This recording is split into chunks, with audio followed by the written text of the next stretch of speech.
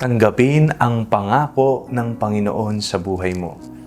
Ako po si Father Fiel Pareha at ito po ang ating segment, ang Daily Devotion, na kung saan tayo po ay magdarasal, magbabasa at magninilay kasama ng salita ng Diyos sa buong taon. Manalangin tayo. Sa ngalan ng Ama, ng Anak at ng Espiritu Santo. Amen. Halina, banal na Espiritu, liwanagan mo ang aming puso at isip, nang maunawaan at may sa buhay namin ang iyong salita. Amen. Our Bible passage for today is from the book of Genesis, chapter 17, verses 3 to 9, and I read it for you. Then Abraham fell on his face, and God said to him, "As for me, this is my covenant with you. You shall be the ancestor of a multitude of nations. No longer shall your name be Abram, but your name shall be Abraham, for I have made you the ancestor of a multitude of nations.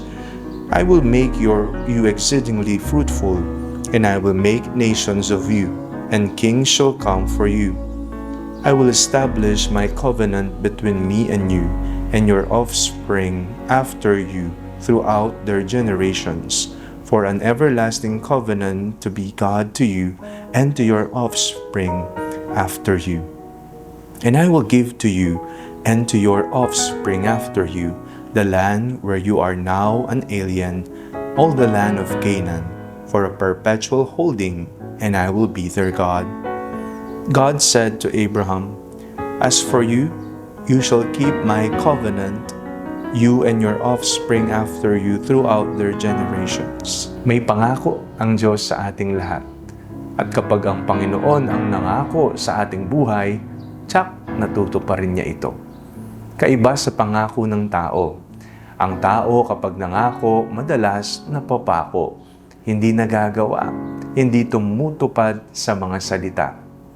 Mga kapatid, ngayong araw na ito, binibigay sa atin ang larawan ni Abraham kung papaanong tayo ay mananalig sa pangako ng Diyos. Pinangakuan ng Panginoon si Abraham na siya ay magiging ama ng mga lahi.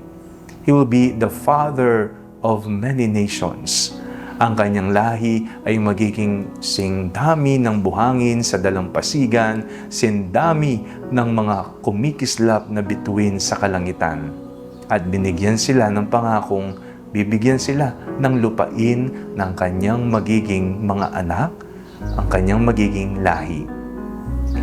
Ang pangako ng Diyos ay totoo. Ang pangako ng Diyos ay kanyang tutuparin.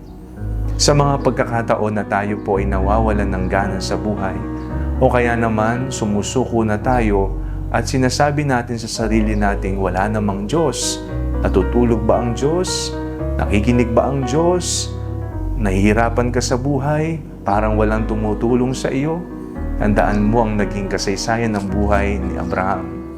Umalis siya sa kinagasnan niyang bayan kung saan siya komportable. Andun ang kanyang mga hayop, nandun ang kanyang ari-arian, doon siya ay popular, pero tinawag siya ng Diyos at dinala sa lupang hindi niya alam.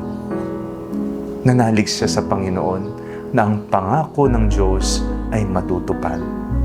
Kagaya ni Abraham, manalig tayo, natutuparin ng Panginoon ang kanyang pangako. Manalangin tayo. Panginoon, mananalig kami sa iyo palagi. Ang iyong pangako ay panghabang buhay at ito'y matutupad sa aming buhay. Amen. Sa ngalan ng Ama, ng Anak at ng Espiritu Santo. Amen.